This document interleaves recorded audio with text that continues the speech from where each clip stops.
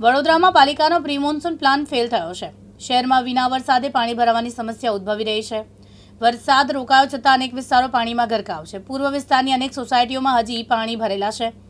વૈકુંઠ સોસાયટીમાં 4 દિવસથી પાણી ઓસર્યા નથી। પૂર્વની મોટાભાગની સોસાયટીઓમાં પાણી ઓસર્યા નથી। હું વૈકુંઠનો રહેવાસી છું। વાઘોડિયા રોડ બાપોદ સોસાયટીની બાપોદ જકાત નાકાની આગળ વૈકુંઠ સોસાયટી 1 હાઈવેની નજીક આવેલી છે। છેલ્લા 21 વર્ષથી અમે અહીંયા રહીએ છીએ, બરાબર છે। જ્યારે પણ ચોમાસાની સિઝન આવે, થોડોક 1 ઇંચ કે 2 ઇંચ વરસાદ પડે તો પણ અહીંયા સોસાયટીમાં પાણી ભરાઈ જાય છે। કોઈ પણ પાણી જે વરસાદી પાણી ભરાય છે એની કોઈ નિકાલની વ્યવસ્થા નથી। વિશ્વામિત્રીનું પાણી તો અહીંયા આવતું નથી, છતાં પણ વરસાદનું પાણી ખાલી વરસાદ પડે ને તો પણ અહીંયા પાણી ભરાઈ જાય છે। એના માટે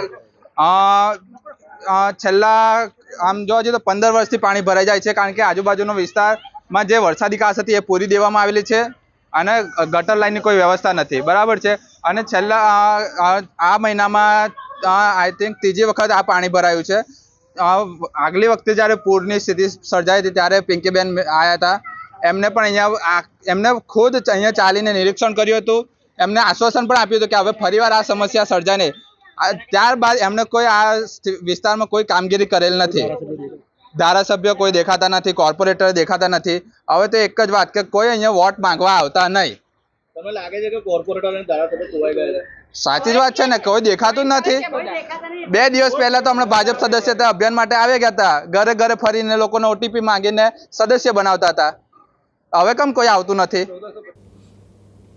મહેન્દ્ર સોલંકી, દિવ્યાંગ ન્યૂઝ, વડોદરા।